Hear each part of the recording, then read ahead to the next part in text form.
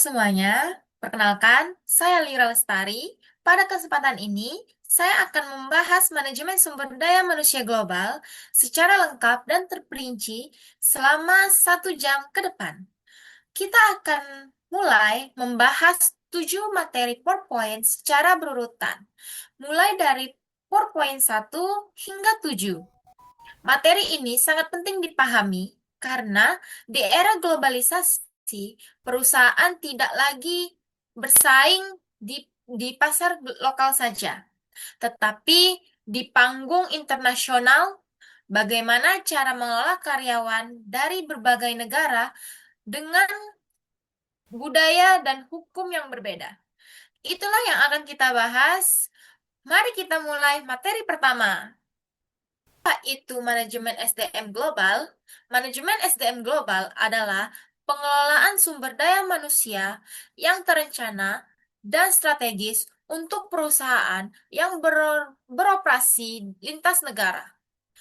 Kata kuncinya adalah lintas negara, karena konsekuensinya kita berhadapan dengan konteks budaya, sosial, dan hukum yang berbeda-beda di setiap negara operasi. Hmm, Tujuan utamanya adalah menyelaraskan kebijakan SDM dengan strategi global perusahaan. Ketika perusahaan memutuskan ekspansi ke pasar baru, SDM harus siap menyiapkan atau menyediakan talenta yang tepat. Ketika perusahaan ingin berinovasi, SDM harus memastikan kolaborasi lintas negara berjalan efektif.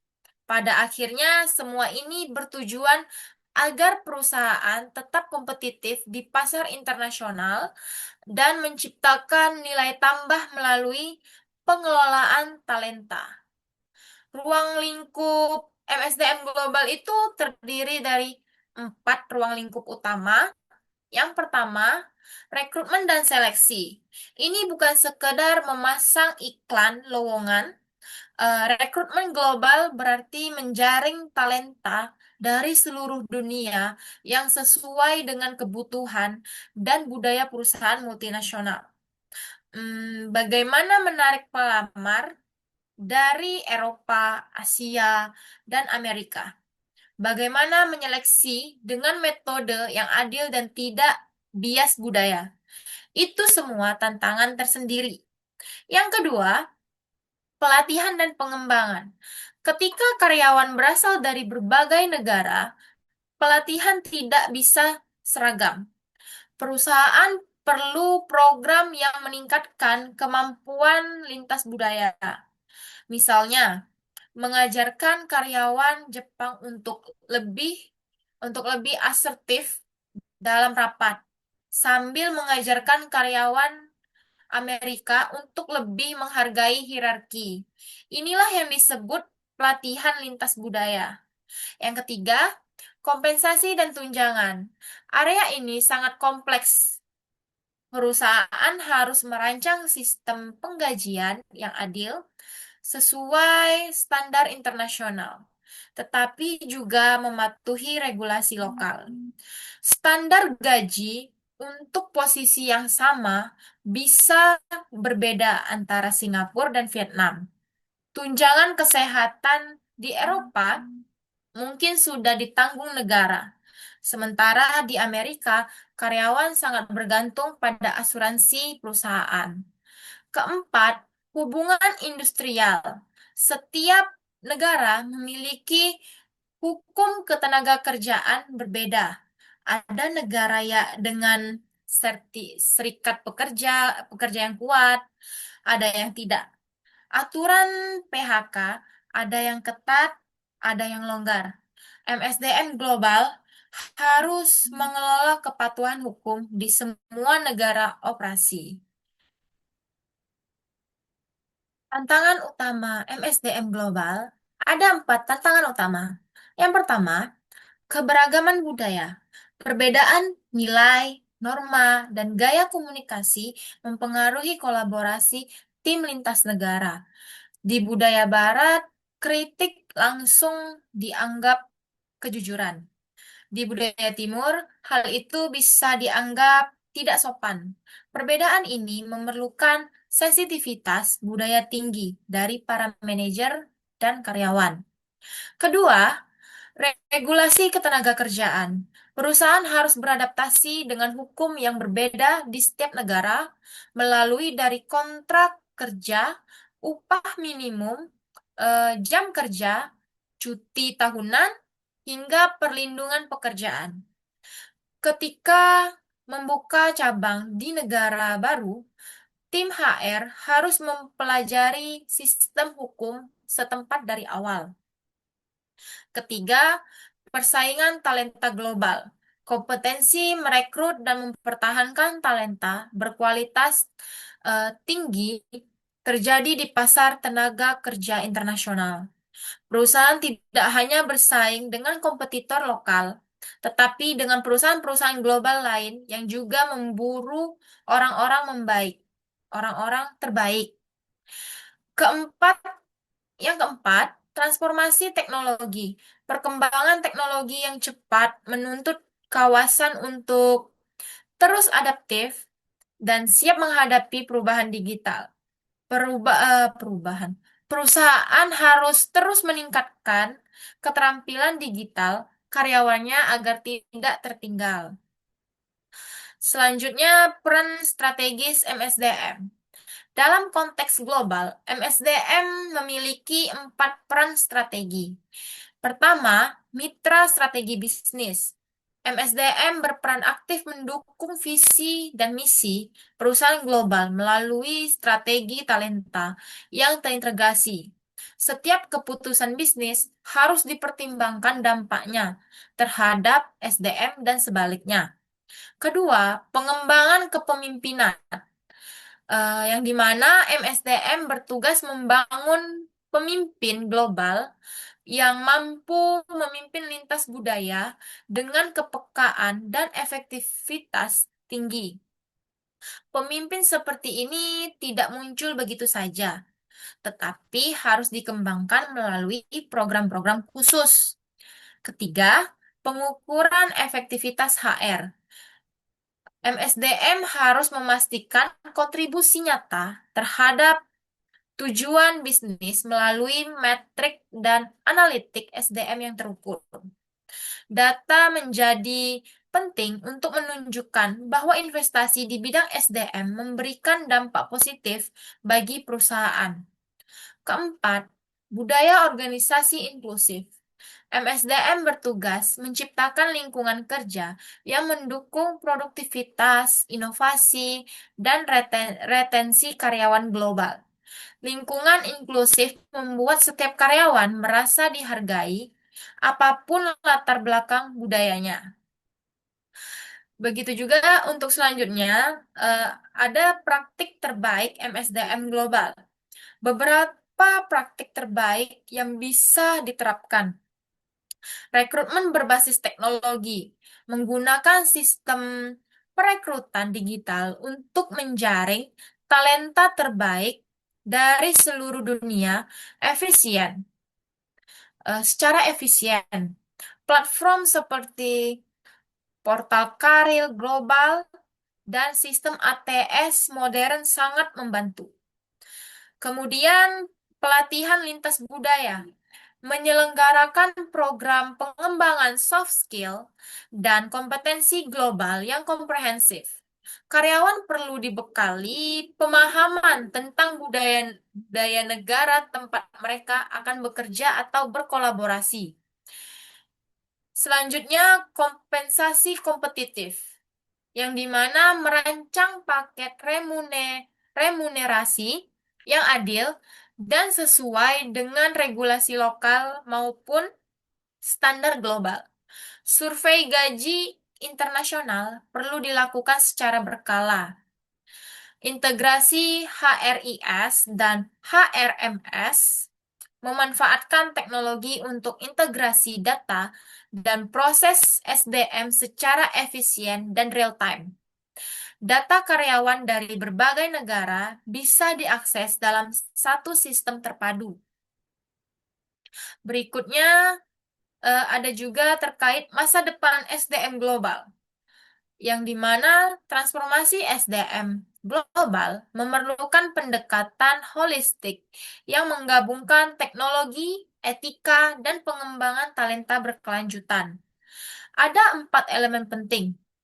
Yang pertama, intelijensi moral, yaitu kepemimpinan etis yang menjadi fondasi kepercayaan dalam organisasi global.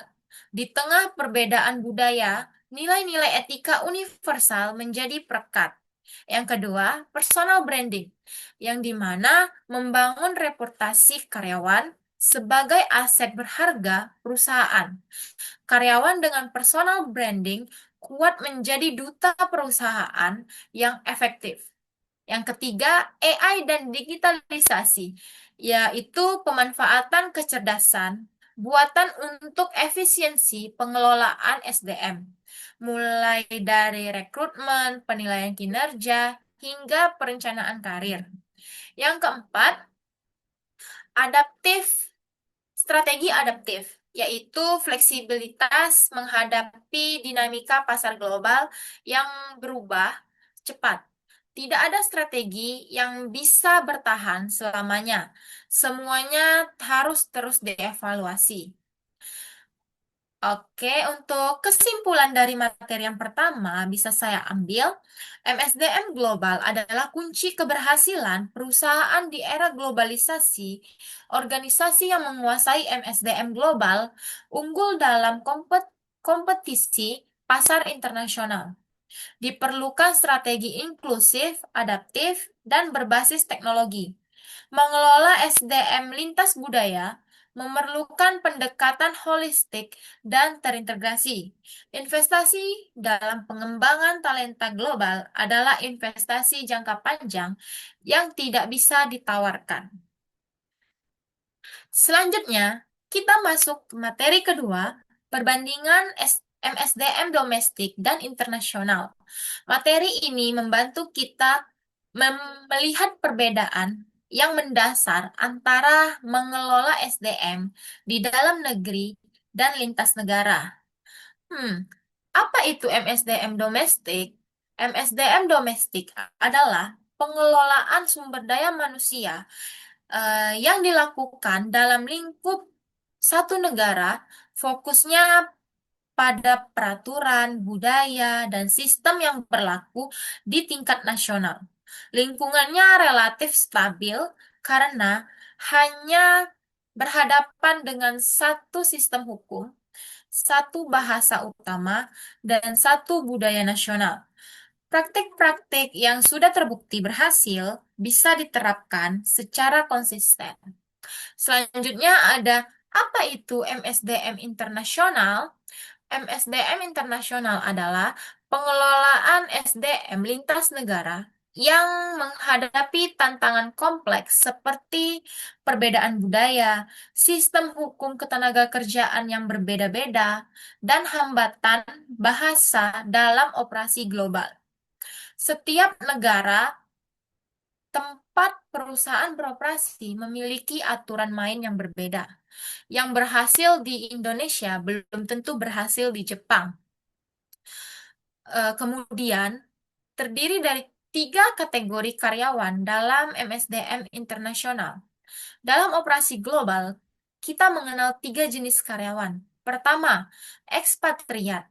Ini di mana karyawan dari negara asal perusahaan yang ditempatkan untuk bekerja di kantor cabang luar negeri dengan tugas khusus. Misalnya, karyawan kantor pusat di Jakarta yang dikirim ke kantor cabang di Singapura. Biasanya mereka ditempatkan untuk jangka waktu tertentu, membawa pengetahuan dan budaya perusahaan dari kantor pusat. Yang kedua, warga tuan rumah. Ini adalah karyawan lokal yang dipekerjakan di negara tempat operasi perusahaan berlangsung. Misalnya, warga negara Singapura yang bekerja di kantor cabang perusahaan Indonesia di Singapura, mereka memahami budaya lokal. bahasa setempat, dan jaringan bisnis di negara tersebut. Yang ketiga, warga negara ketiga. Ini adalah karyawan dari negara lain yang bekerja di negara ketiga. Misalnya, warga negara Malaysia yang bekerja di kantor cabang perusahaan Indonesia di Singapura, mereka membawa keahlian spesifik dan perspektif beragam yang mungkin tidak dimiliki oleh ekspatriat walaupun warga tuan rumah. Berikut ada juga perbedaan sistem hukum dan regulasi. Perbedaan paling mencolok antara MSDM domestik dan internasional ada pada sistem hukum. MSDM internasional harus mematuhi hukum ketenagakerjaan yang berbeda-beda di setiap negara operasi. Regulasi ini sering berubah dan bervariasi antar negara. Contohnya, aturan cuti tahunan di Eropa bisa mencapai 4-5 minggu, sementara di Asia mungkin hanya 12-14 hari. Upah minimum di Australia sangat tinggi dibandingkan negara tetangganya. Jam kerja di Prancis dibatasi 35 jam per minggu, sementara di negara lain bisa lebih panjang. Kontrak kerja dan hak-hak karyawan juga sangat bervariasi. Sementara itu, MSDM domestik hanya mengikuti peraturan nasional yang konsisten dan relatif stabil dengan standar yang sudah mapan. Tim HR cukup memahami satu sistem hukum dan bisa fokus pada pengembangan praktik terbaik. Selanjutnya, politik dan stabilitas negara. Faktor politik juga menjadi pembeda signifikan. MSDM internasional menghadapi resiko politik, yaitu perubahan regulasi dan kebijakan pemerintah yang tidak terprediksi. Misalnya, perubahan mendadak dalam kebijakan imigrasi bisa mempersulit perizinan kerja ekspatriat. Gejolak politik di suatu negara bisa mengganggu operasi bisnis dan keselamatan karyawan. Kebijakan imigrasi juga menjadi perhatian khusus. Regulasi visa kerja dan izin kerja ekspatriat bervariasi dan sering berubah antar negara. Ada negara yang sangat ketat, ada yang longgar. Mengurus izin kerja untuk puluhan ekspatriat di berbagai negara adalah pekerjaan yang rumit dan memerlukan keahlian khusus. Sementara itu, MSDM domestik beroperasi dalam lingkungan peraturan yang relatif stabil dan mapan. Tidak ada kejutan besar dari sisi kebijakan imigrasi karena semua karyawan adalah warga negara setempat. Oh ya, sekarang kita masuk ke studi kasus ekspansi ke Jepang. Mari kita lihat contoh konkret sebuah perusahaan Indonesia, sebut saja PT XYZ, memutuskan membuka cabang di Jepang. Ilustrasi bagaimana MSDM internasional bekerja. Pertama, perusahaan harus memilih dan menempatkan ekspatriat yang memiliki kompetensi teknis sekaligus kemampuan adaptasi budaya tinggi. Tidak semua karyawan terbaik di kantor pusat cocok ditempatkan di luar negeri. Diperlukan seleksi khusus untuk mengidentifikasi siapa yang memiliki potensi sukses di lingkungan asing. Kedua, perusahaan perlu menyelenggarakan program pelatihan lintas budaya yang intensif. Ekspatriat yang akan ditempatkan di Jepang harus belajar tentang etika bisnis Jepang, bahasa Jepang dasar, dan cara mengelola perbedaan budaya. Tanpa pelatihan ini, risiko kegagalan penugasan sangat tinggi. Ketiga, sistem HR perusahaan harus disesuaikan dengan regulasi ketenagakerjaan Jepang sambil tetap mempertahankan standar global perusahaan. Ini berarti menyesuaikan kebijakan cuti, jam kerja, kontrak kerja, dan berbagai aspek lainnya dengan hukum setempat. Kemudian, perbedaan pendekatan rekrutmen dan pelatihan. Secara ringkas, perbedaan pendekatan antara MSDM internasional dan domestik bisa dilihat dari beberapa aspek. MSDM internasional melakukan rekrutmen global dengan talent pool internasional. Pelatihannya fokus pada cross-cultural dan bahasa asing. Praktik SDM harus beradaptasi dengan regulasi berbagai negara. Ada program khusus untuk orientasi ekspatriat dan repatriasi saat mereka kembali ke negara asal. Sementara MSDM domestik memerlukan rekrutmen lokal dengan fokus regional, pelatihannya berbasis kebutuhan nasional. Standar perusahaan bisa diterapkan secara konsisten. Pengembangan karir lebih bersifat internal. Pemahaman tentang perbedaan ini sangat penting karena kesalahan dalam menerapkan pendekatan yang tepat bisa berakibatkan fatal bagi operasi internasional perusahaan. Selanjutnya, kita masuk ke materi ketiga, budaya SDM global. Mengelola keberagaman untuk keunggulan kompetitif. Materi ini membahas inti dari tantangan MSDM global, yaitu bagaimana mengelola perbedaan budaya. Adapun kompleksitas manajemen SDM global. Mengelola SDM global itu rumit karena harus menyeimbangkan tiga hal. Pertama, perbedaan lintas negara. Perusahaan harus mengolah perbedaan budaya, norma sosial, dan regulasi hukum ketenagakerjaan yang bervariasi di setiap negara operasional. Tidak ada negara yang persis sama. Bahkan negara tetangga seperti Malaysia dan Singapura memiliki perbedaan budaya yang signifikan.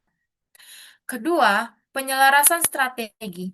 Perusahaan harus menyelaraskan kebijakan dan praktik SDM lokal dan dengan visi dan strategi global perusahaan. Di satu sisi, perlu adaptasi lokal agar praktik SDM relevan dengan kondisi setempat. Tapi di sisi lain, perlu kohesivitas agar seluruh entitas perusahaan bergerak ke arah yang sama. Ketiga, implementasi praktis. Perusahaan harus menerapkan sistem rekrutmen, program pelatihan, dan metode penilaian kinerja yang konsisten, namun adaptif terhadap konteks lokal. Ini adalah tantangan operasional sehari-hari yang memerlukan perhatian terus-menerus. Selanjutnya, ada juga pentingnya budaya dalam MSDM global. Mengapa budaya menjadi begitu penting? Karena budaya mempengaruhi hampir semua aspek pekerjaan. Dalam komunikasi, budaya menentukan apakah karyawan akan berbicara langsung atau tidak langsung. Apakah mereka berani menyampaikan pendapat atau lebih memilih diam? Apakah mereka nyaman dengan konfrontasi atau menghindarinya? Dalam pengambilan keputusan, budaya menentukan apakah keputusan dibuat secara top-down atau konsensus. Apakah karyawan berani mengambil inisiatif baru atau menunggu perintah? Apakah resiko dihargai atau dihindari? Dalam hubungan kerja, budaya menentukan bagaimana hubungan antara atasan dan bawahan. Apakah bersifat formal atau informal? Apakah loyalitas lebih dihargai daripada kinerja? Dalam motivasi, Budaya menentukan apakah yang memotivasi karyawan, apakah uang, pengakuan, keamanan kerja, atau hubungan sosial. Pemahaman tentang perbedaan budaya ini sangat penting agar manajer tidak salah dalam memimpin tim multikultural. Berikut studi kasus perusahaan multinasional dan budaya inklusif. Mari kita lihat bagaimana perusahaan-perusahaan besar mengelola keberagaman budaya. Oke, misalnya Google.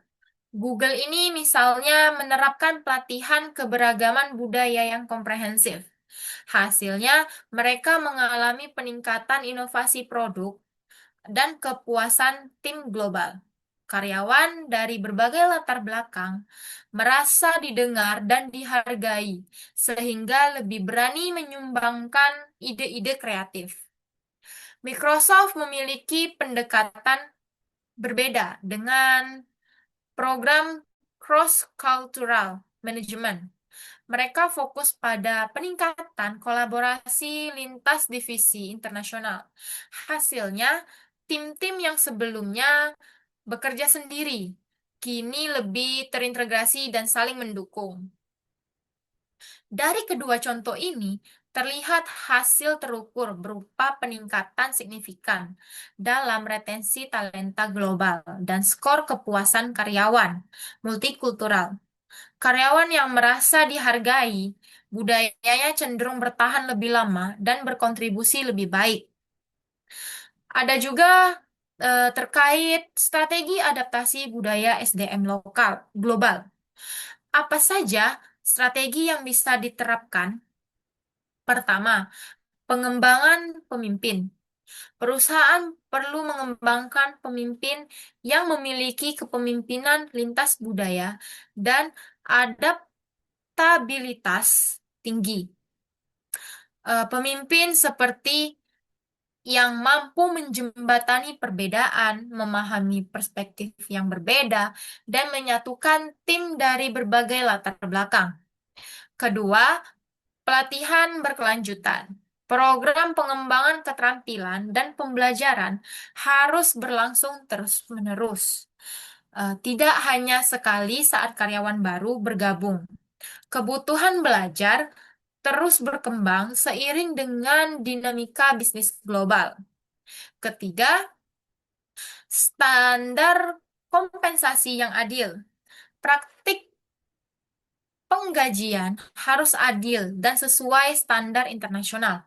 Karyawan di negara berbeda dengan kondisi ekonomi berbeda harus diperlakukan secara adil dalam kerangka global.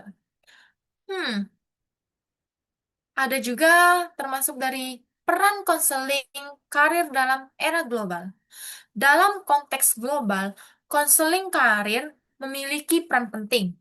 Konseling karir modern membantu individu menavigasi kompleksitas pasar kerja global yang terus berubah. Ada 3 peran utama konseling karir.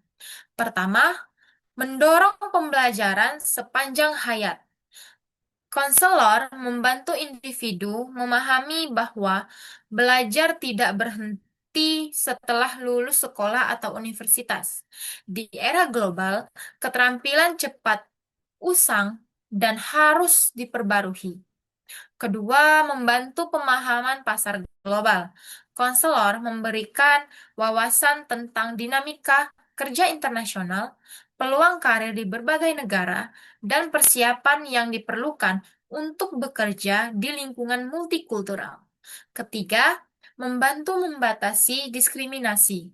Konselor memberikan dukungan kepada individu yang menghadapi isu keberagaman, diskriminasi, atau kesulitan adaptasi budaya di tempat kerja. Untuk kesimpulan di materi ketiga ini, inklusivitas memperkuat daya saing. Budaya kerja inklusif dan adaptif menjadi fondasi keunggulan kompetitif perusahaan di pasar global. Investasi SDM dan teknologi bukan pilihan, tetapi keharusan strategis. Kombinasi kepemimpinan berwawasan global dan pemahaman mendalam budaya lokal menjadi fondasi kesuksesan jangka panjang. Tantangan besar membawa peluang yang lebih besar. Bersama kita bisa ciptakan masa depan SDM yang berdaya saing global dan berkelanjutan. Kita masuk ke materi keempat, strategi dan struktur perusahaan multinasional. Materi ini membahas wadah dari semua aktivitas MSDM global, yaitu perusahaan itu sendiri. Apa itu perusahaan multinasional? Perusahaan multinasional adalah organisasi bisnis yang memiliki kantor pusat di satu negara, namun menjalankan operasi bisnis di berbagai negara melalui cabang, anak perusahaan, atau afiliasi. Karakteristik utama perusahaan multinasional adalah kemampuan untuk menyesuaikan strategi bisnis dengan kondisi lokal di setiap negara operasi, sambil tetap mempertahankan kendali strategis dari kantor pusat. Fleksibilitas ini memungkinkan perusahaan untuk responsif terhadap kebutuhan pasar lokal, regulasi pemerintah, dan preferensi konsumen yang berbeda-beda. Perusahaan ini memanfaatkan sumber daya pasar dan peluang di berbagai lokasi geografis untuk mengoptimalkan keuntungan dan pertumbuhan. Mereka bisa mendapatkan bahan baku dari negara yang sudah kaya sumber daya alam, memproduksi di negara dengan biaya tenaga kerja murah, dan menjual di negara dengan daya beli tinggi. Adapun kemudian perbedaan perusahaan multinasional dan global. Penting untuk membedakan antara perusahaan multinasional dan perusahaan global, karena keduanya memiliki pendekatan yang berbeda. Perusahaan multinasional mengutamakan adaptasi dan responsivitas lokal. Struktur organisasi mereka bersifat semi-otonom, memberikan kebebasan kepada cabang di setiap negara untuk menyesuaikan produk, layanan, dan strategi pemasaran dengan kondisi pasar setempat. Keputusan operasional dibuat secara desentralisasi. Contohnya, perusahaan makanan cepat saji yang menyesuaikan menu dengan selera lokal. Di Indonesia mungkin ada menu nasi. Di India menu vegetarian lebih dominan. Di Jepang ada menu dengan cita rasa lokal. Produk intinya sama, tapi ada adaptasi di tingkat lokal. Perusahaan global sebaliknya menekankan standarisasi dan integrasi global. Struktur organisasi mereka terpusat dengan koordinasi ketat dari kantor pusat. Produk, proses, dan branding distandarisasi di seluruh dunia untuk mencapai efisiensi maksimal dan konsistensi merek. Keputusan strategi dibuat secara terpusat. Contoh paling jelas adalah Apple. iPhone yang dijual di New York identik dengan dijual di Jakarta atau Tokyo. Desain toko Apple Store, pengalaman pelanggan, dan ekosistem produk seragam di seluruh dunia. Standarisasi ini memperkuat positioning Apple sebagai merek premium global yang inovatif dan eksklusif. Kemudian, struktur organisasi multinasional. Struktur organisasi perusahaan multinasional dirancang untuk memfasilitasi adaptasi lokal sambil mempertahankan koordinasi strategis dari kantor pusat. Model ini memberi keseimbangan antara kontrol terpusat dan otonomi lokal. Pada tingkat paling atas, ada kantor pusat global yang menetapkan visi, misi, dan strategi korporat jangka panjang. Mereka mengawasi kinerja keseluruhan dan mengalokasikan sumber daya strategis ke berbagai wilayah. Di bawahnya Ada divisi regional yang mengordinasikan operasi di wilayah geografis tertentu. Misalnya, Asia Pasifik, Eropa, atau Amerika. Divisi regional menyesuaikan strategi regional dengan karakteristik pasar di wilayahnya. Selanjutnya, ada cabang negara yang memiliki otonomi operasional untuk menyesuaikan produk, pemasaran, dan layanan dengan kebutuhan lokal. Mereka bertanggung jawab atas kinerja di pasar nasional masing-masing. Paling bawah, ada unit lokal yang menjalankan operasi sehari-hari, berinteraksi langsung dengan pelanggan, dan mengimplementasikan strategi yang telah disesuaikan dengan kondisi lokal. Selanjutnya, struktur organisasi global. Berbeda dengan struktur multinasional, struktur organisasi global dirancang untuk memaksimalkan integrasi dan sinergi lintas batas negara. Koordinasi ketat dari kantor pusat memastikan konsistensi dalam seluruh aspek operasi global. Keuntungan utama dari struktur ini adalah efisiensi operasional yang tinggi melalui standarisasi proses, konsistensi merek global yang kuat, dan kemampuan untuk merespon kompetisi global secara cepat dan terkoordinasi. Namun, struktur ini juga memiliki kelemahan, kurang fleksibel dalam merespon kebutuhan pasar lokal yang unik dan dapat mengalami hambatan dalam memahami nuansa budaya setempat. Hmm, Keputusan yang lambat karena harus menunggu persetujuan kantor pusat juga bisa menjadi masalah. Dalam struktur global, semua keputusan strategis dan operasional penting dibuat di kantor pusat. Fungsi-fungsi seperti marketing, produksi, R&D, dan HR dikoordinasikan secara global untuk efisiensi, memaksimalkan, dan transfer pengetahuan.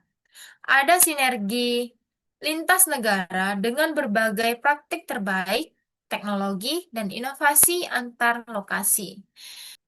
Perbandingan kedua struktur.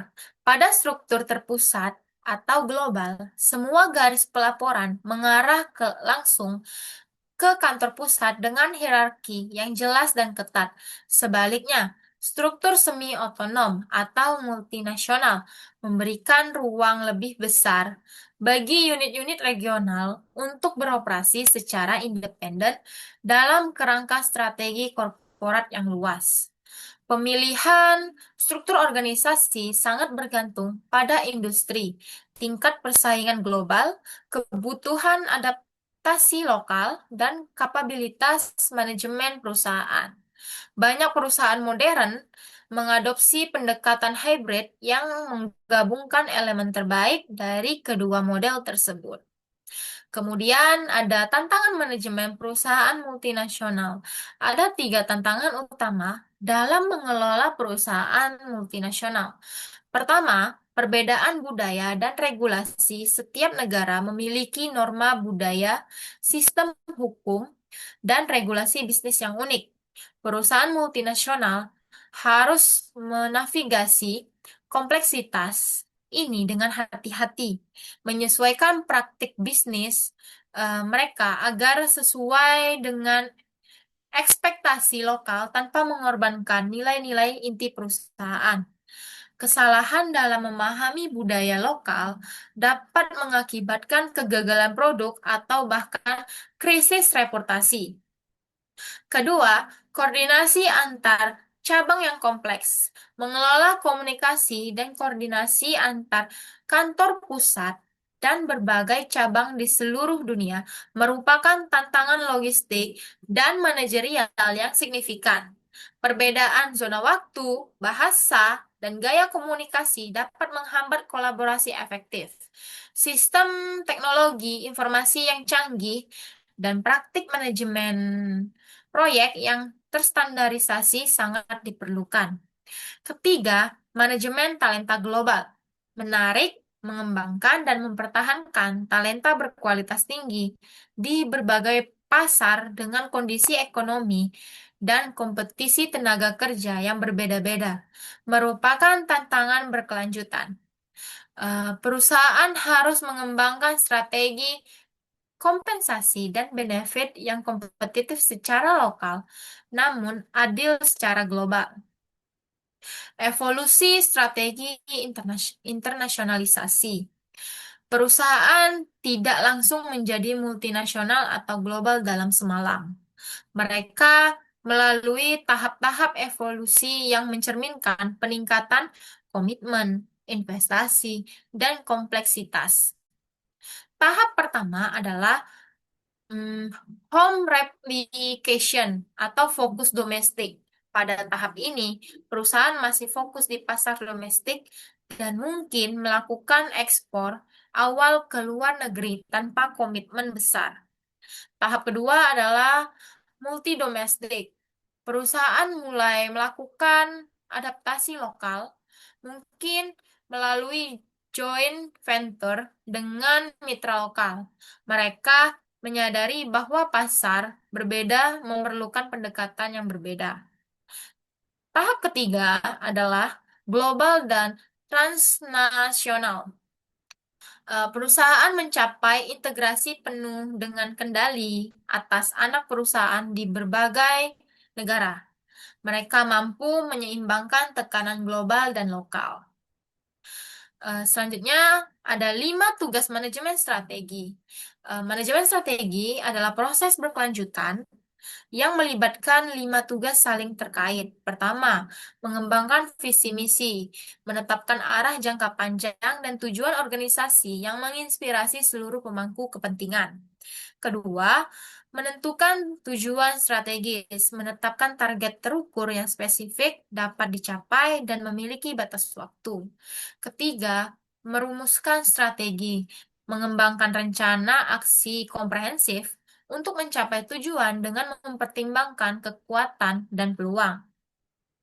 Keempat, melaksanakan strategi, mengeksekusi rencana melalui alokasi sumber daya, penempatan tanggung jawab, dan mobilisasi organisasi. Kelima, mengevaluasi dan mengontrol, memantau kinerja, mengidentifikasi penyimpangan, dan melakukan penyesuaian strategi berdasarkan hasil dan perubahan lingkungan. Kemudian, peran SDM dalam manajemen strategi global. Dalam konteks perusahaan multinasional, SDM memiliki peran strategis. Pertama, mengembangkan kebijakan SDM yang adaptif. Fungsi SDM harus mampu mengembangkan kebijakan yang responsif terhadap keragaman budaya, regulasi ketenagakerjaan lokal, dan dinamika pasar tenaga kerja di setiap negara operasi. Ini mencangkup sistem kompensasi yang adil namun kompetitif secara lokal, benefit yang relevan dengan kebutuhan karyawan setempat, dan praktik manajemen kinerja yang sesuai dengan norma budaya. Kedua, manajemen talenta global. SDM bertanggung jawab untuk mengidentifikasi, mengembangkan, dan mempertahankan talenta dengan potensi global. Program pengembangan kepemimpinan internasional, rotasi penugasan lintas negara, dan pelatihan kompetensi global menjadi kunci untuk membangun pemimpin masa depan yang mampu beroperasi dalam konteks multikultural. Ketiga, cross-cultural management. SDM memfasilitasi komunikasi dan kolaborasi efektif antar karyawan dari berbagai latar belakang budaya. Keempat, learning and development. SDM menyediakan program pelatihan dan pengembangan kompetensi global dan kepekaan budaya. Keberhasilan Keberhasilan strategi global bergantung pada kemampuan SDM untuk merekrut orang yang tepat, menempatkan mereka di posisi yang sesuai, mengembangkan kapabilitas mereka, dan mempertahankan mereka dalam jangka panjang. SDM adalah enabler strategis yang mengubah visi menjadi realitas melalui orang-orang yang mereka kelola. Menurut saya, kesimpulan dari materi yang keempat ini, tidak ada strategi one size fit all. Perusahaan harus menemukan keseimbangan optimal secara standarisasi global untuk efisiensi dan adaptasi lokal untuk relevansi pasar. Fungsi SDM bukan sekedar administratif, tetapi merupakan mitra strategis dalam implementasi strategis global. Dalam era globalisasi yang terus berkembang, kemampuan untuk beradaptasi adalah kunci kelangsungan hidup. Selanjutnya, materi kelima, integrasi SDM global, menyatukan talenta di era tanpa batas. Materi ini membahas bagaimana menyatukan seluruh elemen SDM dari berbagai negara menjadi satu kesatuan yang solid. Mengapa integrasi SDM global penting? Ada tiga alasan utama mengapa integrasi SDM global menjadi sangat penting.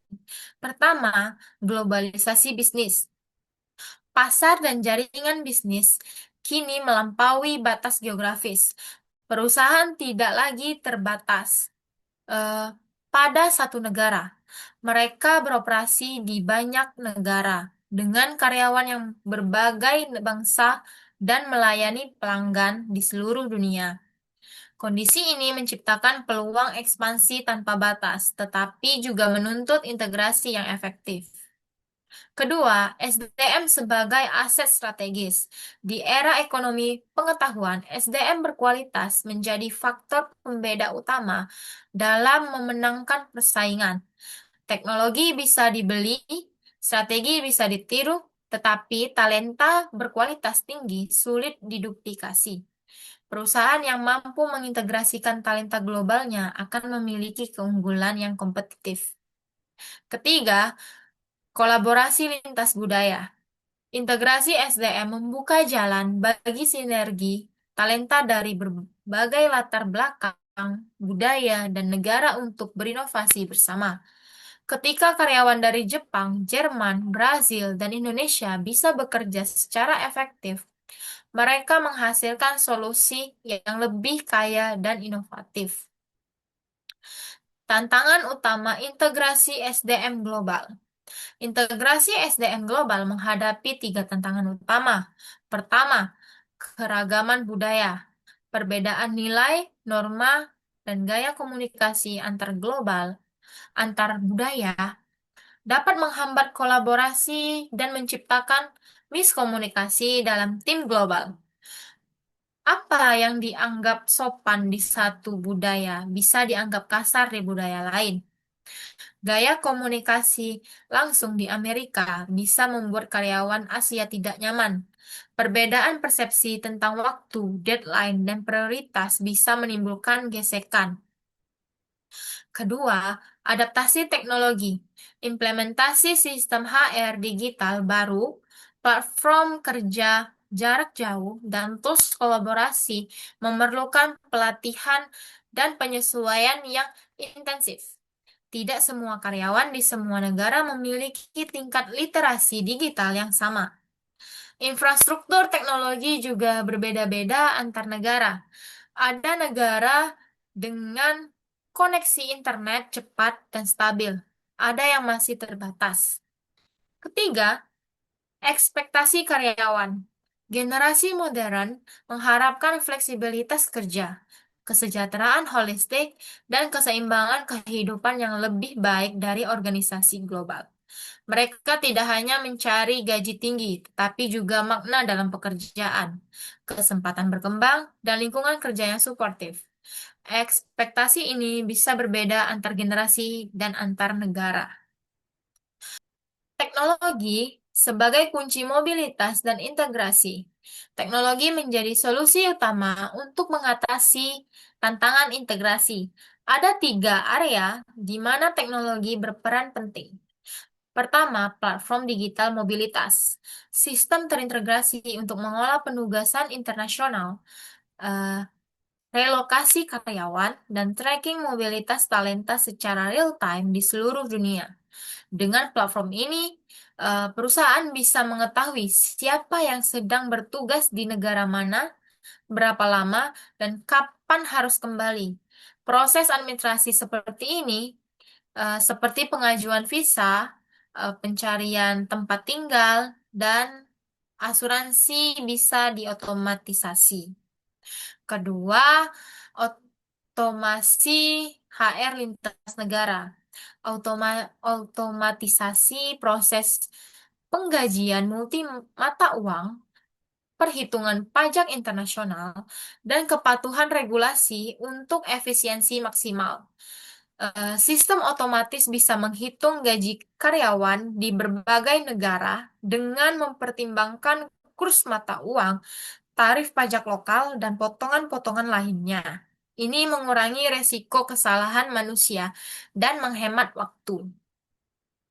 Ketiga, HR analitik dan AI. Pemanfaatan big data, AI, dan machine learning untuk analisis prediktif, mengambil keputusan strategis, dan personalisasi pengalaman karyawan.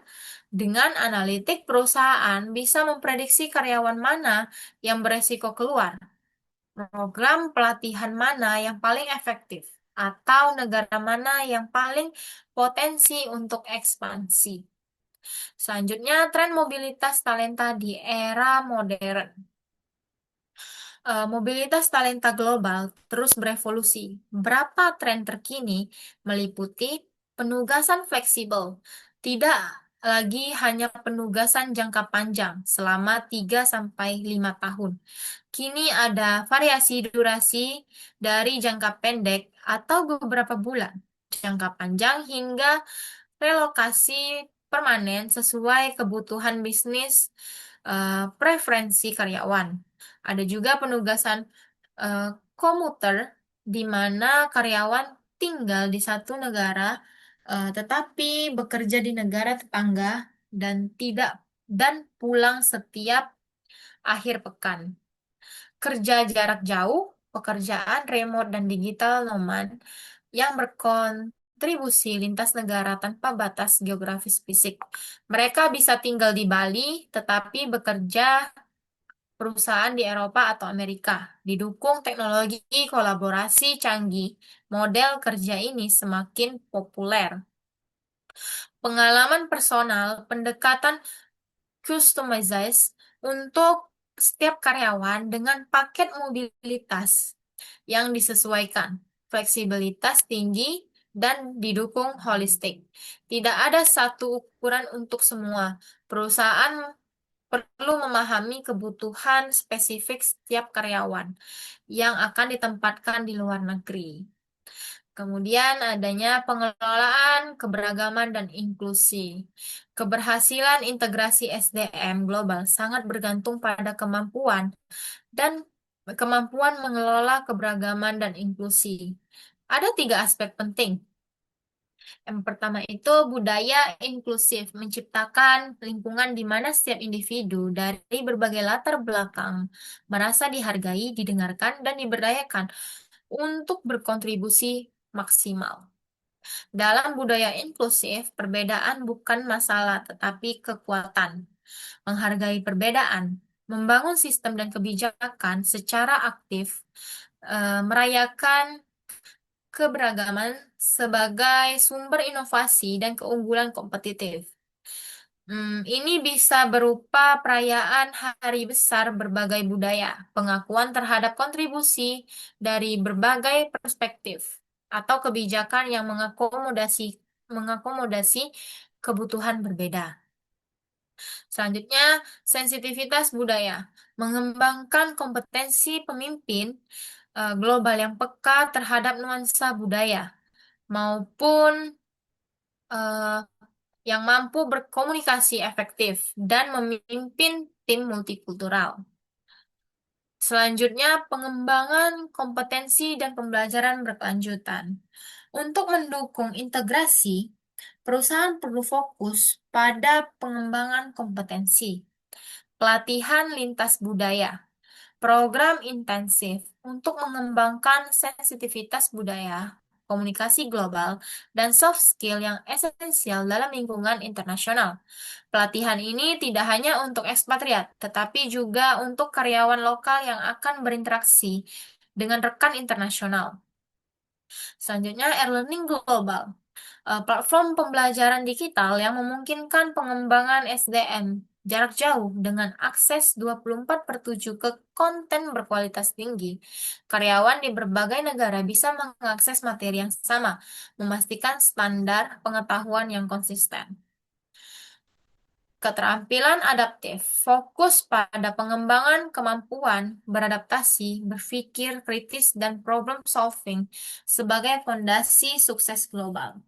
Di dunia yang berubah cepat, keterampilan teknis yang cepat usang, tetapi kemampuan adaptasi yang adaptif tetap relevan. Kesimpulan dari materi yang kelima ini, integrasi SDM global adalah kunci keberhasilan organisasi, sinergi talenta lintas negara dan budaya, memperkuat daya saing serta dorongan inovasi berkelanjutan. Kombinasi platform digital canggih dan budaya inklusif menjadi fondasi integrasi yang efektif. SDM global bukan sekedar tantangan operasional, tetapi peluang strategis untuk pertumbuhan dan transformasi organisasi. Kita masuk ke materi keenam, tahapan internasionalisasi perusahaan dalam manajemen sumber daya manusia. Materi ini memberikan panduan langkah demi langkah bagaimana perusahaan mempersiapkan diri memasuki pasar global. Persiapan internal perusahaan. Sebelum melangkah ke pasar global, perusahaan harus membangun fondasi SDM yang kokoh. Ada 3 aspek persiapan. Pertama, penilaian kesiapan SDM. Evaluasi mendalam terhadap kapabilitas dan kesiapan sumber daya manusia untuk beroperasi di pasar global yang beragam. Apakah karyawan saat ini memiliki keterampilan bahasa asing? Apakah mereka siap ditempatkan di luar negeri? Apakah ada pemahaman tentang budaya negara target? Penilaian ini harus objektif dan komprehensif. Kedua, kompetensi lintas budaya.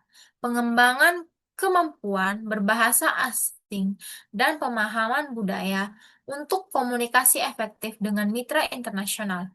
Ini bisa dilakukan melalui pelatihan, kursus bahasa, atau program pertukaran karyawan. Semakin dini kompetensi ini dikembangkan, semakin siap perusahaan menghadapi tantangan global. Ketiga, struktur organisasi fleksibel. Penyesuaian struktur agar lebih adaptif dan responsif terhadap dinamika pasar internasional yang terus berubah. Struktur yang kaku akan sulit beradaptasi dengan kebutuhan pasar baru. Perusahaan perlu merancang struktur yang memungkinkan pengambilan keputusan cepat dan responsif. Selanjutnya, rekrutmen dan seleksi global. Setelah persiapan internal matang, perusahaan mulai merekrut talenta global. Ada 3 langkah utama. Pertama, strategi pencarian talenta. Mengidentifikasi dan menarik kandidat berkualitas dari pool global melalui platform internasional dan jaringan profesional. Kedua, proses seleksi, menyesuaikan metode asesmen dengan regulasi ketenagakerjaan dan norma budaya di setiap negara. Operasi tes yang digunakan di Indonesia mungkin tidak valid di negara lain. Wawancara harus sesuaikan dengan gaya komunikasi setempat. Ketiga, integrasi tenaga kerja. Memastikan karyawan baru dari berbagai latar belakang dapat beradaptasi dan berkontribusi optimal sejak hari pertama. Program orientasi yang komprehensif, mentor lokal, dan dukungan administrasi untuk relokasi sangat penting. Selanjutnya, pelatihan dan pengembangan karyawan internasional. Ketika karyawan sudah bergabung, fokus beralih ke pengembangan. Pelatihan lintas budaya, program yang dirancang untuk meningkatkan sensitivitas budaya, etika kerja global, dan kemampuan beradaptasi di lingkungan multikultural. Knowledge management, Sistem berbagi pengetahuan yang memfasilitasi transfer best practice dan pembelajaran antar kantor di berbagai negara.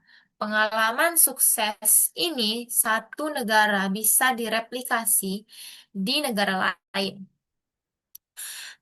Studi menunjukkan perusahaan dengan program pelatihan internasional yang kuat mengalami peningkatan produktivitas hingga 35%.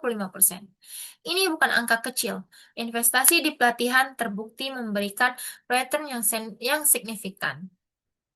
Selanjutnya, manajemen kinerja dan kompensasi internasional. Aspek berikutnya adalah bagaimana mengukur kinerja dan memberi kompensasi. Sistem evaluasi kinerja, penyesuaian KPI, dan metrik evaluasi yang mengakomodasi standar global sambil menghormati praktik penilaian lokasi di setiap negara. Selanjutnya, strategi kompensasi. Desain paket remunerasi yang kompetitif, adil, dan menarik bagi talenta global yang mempertimbangkan biaya hidup dan standar pasar lokal. Selanjutnya, kepatuhan regulasi. Navigasi kompleksitas hukum ketenagakerjaan yang berada di setiap yurisdiksi untuk memastikan kepatuhan penuh dan menghindari risiko legal. Ketidakpatuhan bisa berakibatkan denda besar, tuntutan hukum, atau bahkan pencabutan izin operasi. Mobilitas dan penempatan karyawan global. Mobilitas karyawan antara negara memberikan banyak manfaat. Manfaat mobilitas SDM. Yang pertama, transfer pengetahuan dan best practice antar kantor regional. Yang kedua, pengembangan perspektif global dan kepemimpinan lintas budaya. Yang ketiga, peningkatan inovasi melalui pertukaran ide dan pendekatan baru. Yang keempat, dukungan komprehensif untuk adaptasi budaya karyawan dan keluarga. Yang kelima, penguatan network internal dan kolaborasi global. Proses mobilitas biasanya melalui 3 tahap. Persiapan penugasan, yaitu briefing, pelatihan, urusan administrasi. Adaptasi di negara tujuan atau dukungan untuk karyawan dan keluarga. Dan repatriasi saat kembali ke negara asal, reintegrasi, dan pemanfaatan pengalaman. Selanjutnya, pengelolaan hubungan industrial dan kepatuhan regulasi. Aspek ini penting untuk berkelanjutan operasi global. Pemahaman hukum lokal, studi mendalam terhadap regulasi ketenagakerjaan, perpajakan, dan hak pekerja di setiap negara operasi. Ini bukan tugas sekali jadi, tetapi perlu diperbarui terus karena regulasi bisa berubah. Hubungan industrial membangun dialog konstruktif dengan serikat pekerja dan stakeholder lokal untuk menjaga harmoni. Di banyak negara Eropa, serikat pekerja memiliki peran kuat dan harus diajak berdiskusi dalam setiap keputusan strategi. Penyelesaian konflik, mekanisme mediasi yang efektif untuk menangani perselisihan dengan pendekatan yang sensitif terhadap budaya. Pengembangan budaya organisasi global. Tahap terakhir adalah membangun budaya organisasi yang mendukung semua aktivitas di atas. Inklusivitas, menciptakan lingkungan yang menghargai dan merayakan perbedaan budaya, perspektif, dan pengalaman. Ini adalah fondasi dari budaya global yang kuat. Kepemimpinan global. Leader yang mampu mengintegrasikan nilai universal dengan kearifan lokal untuk memicu kohesi tim. Pemimpin seperti ini menjadi teladan dan penggerak budaya. Selanjutnya, budaya organisasi yang inklusif dan menghargai keberagaman menciptakan lingkungan kerja di mana setiap individu dapat berkontribusi maksimal dan merasa dihargai. Budaya yang kuat menjadi diferensiator utama dalam menarik talenta dan memenangkan pasar global. Kunci sukses internasionalisasi SDM. Ada 3 kunci sukses internasionalisasi MSDM. Strategi adaptif, integrasi pendekatan SDM yang fleksibel dan inovatif untuk memproses dinamika pasar global yang cepat berubah. Kompetensi lintas budaya, pengembangan berkelanjutan, kemampuan memahami dan bekerja efektif dengan berbagai budaya sebagai fondasi utama. Selanjutnya, knowledge management, sistem komunikasi dan berbagi pengetahuan yang efektif sebagai pendorong kolaborasi dan inovasi global. Perusahaan dengan manajemen SDM internasional yang unggul akan mampu bersaing dan berkelanjutan di pasar global. Kita masuk ke materi ketujuh terakhir, merger dan acquisition dan aliansi internasional dalam MSDM. Materi ini membahas strategi lanjutan yang sering ditempuh perusahaan untuk berkembang pesat di pasar global. Mengapa M&A dan aliansi internasional penting dalam MSDM? Ada 3 alasan utama. Pertama, integrasi global.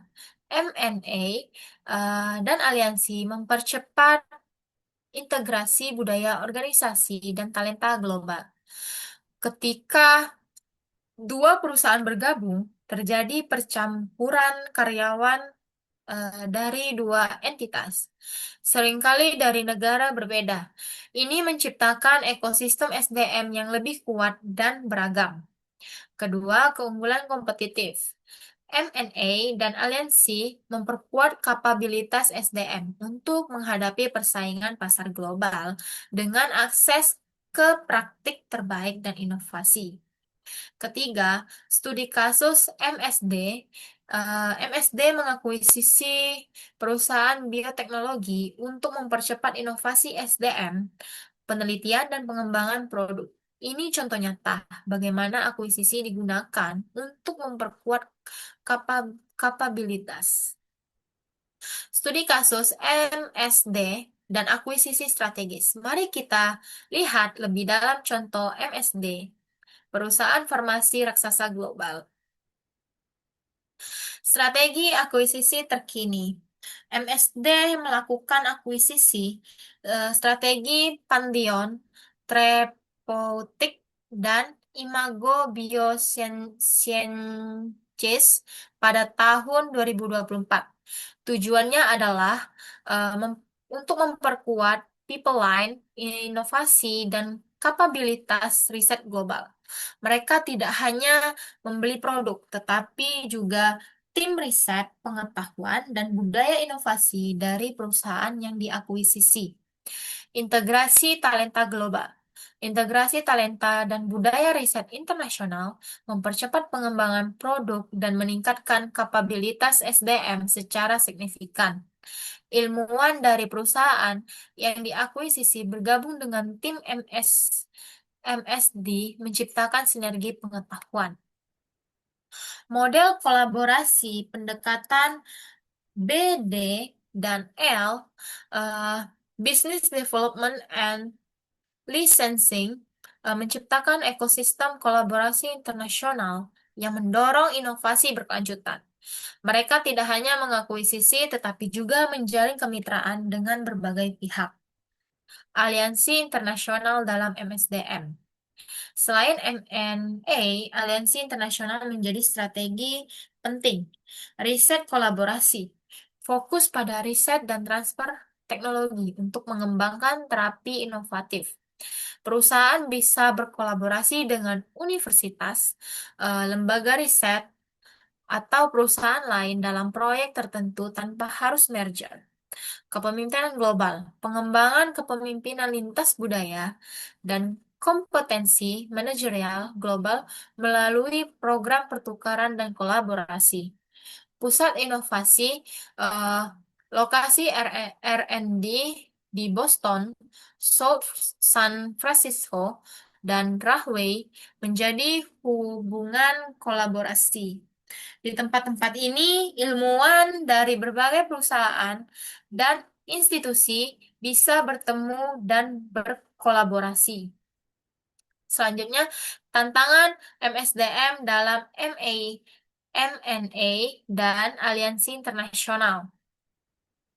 Proses M&A dan aliansi internasional menghadapi tantangan besar, terutama dalam mengintegrasikan sistem SDM yang berbeda. Kegagalan integrasi budaya sering menjadi penyebab utama M&A tidak mencapai tujuannya. Beberapa tantangan yang spesifik. Perbedaan budaya organisasi. Setiap perusahaan memiliki budaya sendiri. Ketika dua perusahaan bergabung, menjadi benturan budaya yang bisa menimbulkan konflik jika tidak dikelola dengan baik. Ketidakpastian karyawan. Karyawan dari perusahaan yang diakuisisi sering merasa cemas tentang masa depan mereka. Apakah mereka akan dipertahankan? Apakah posisi mereka akan berubah? Ketidakpastian ini bisa menurunkan produktivitas. Dua sistem SDM yang berbeda, setiap perusahaan memiliki sistem penggajian, penilaian kinerja, pelatihan, dan kebijakan SDM sendiri. Menggabungkan dua sistem ini menjadi satu yang harmonis, bukan pekerjaan mudah. Resiko kehilangan talenta, kunci karyawan, kunci dari perusahaan yang diakuisisi mungkin memiliki keluar jika tidak nyaman dengan perubahan. Kehilangan mereka bisa mengurangi nilai akuisisi. Strategi MSDM untuk sukses dalam M&A dan aliansi. Untuk mengatasi tantangan tersebut diperlukan strategi MSDM yang matang. Pertama, due diligence SDM, menilai budaya organisasi, kompetensi inti, dan potensi talenta perusahaan target secara menyeluruh. Biasanya fokus pada aspek keuangan dan hukum, tetapi aspek SDM sama pentingnya. Tim HR perlu melibatkan untuk menilai kesesuaian budaya dan potensi konflik. Kedua, program integrasi, merancang pelatihan lintas budaya dan program orientasi untuk harmonisasi nilai dan praktik kerja. Komunikasi yang transparan tentang proses integrasi sangat penting untuk mengurangi kecemasan karyawan. Ketiga, pengembangan kepemimpinan. Membangun kapabilitas kepemimpinan global dan strategi retensi talenta, kunci jangka panjang. Pemimpin yang mampu menjembatani dua budaya organisasi sangat diperlukan dalam masa transisi. Program retensi khusus untuk talenta kunci dari perusahaan yang diakuisisi perlu dirancang. eh, M&A dan aliansi, kunci keunggulan MSDM masa depan. Merger dan aliansi bukan sekedar transaksi bisnis, tapi transformasi SDM strategis yang mengubah DNA organisasi. Kesiapan budaya organisasi dan kepemimpinan global menjadi penentu utama kesuksesan integrasi jangka panjang. Perusahaan yang mampu mengelola aspek SDM dalam M&A dan aliansi dengan baik akan memiliki keunggulan kompetitif yang signifikan. Mereka bisa tumbuh lebih cepat, mengakses talenta dan teknologi baru, serta menciptakan sinergi yang tidak mungkin dicapai sendiri. Call to action. Mari membangun kapabilitas MSDM yang adaptif dan inovatif untuk menghadapi tantangan dan peluang global. Oke, semuanya, terima kasih atas perhatian dan waktu yang telah kalian luangkan. Semoga materi ini bermanfaat dan dapat diaplikasikan dalam dunia kerja maupun studi kalian. Selamat eh, menyaksikan dan sampai jumpa di kesempatan berikutnya. Bye-bye.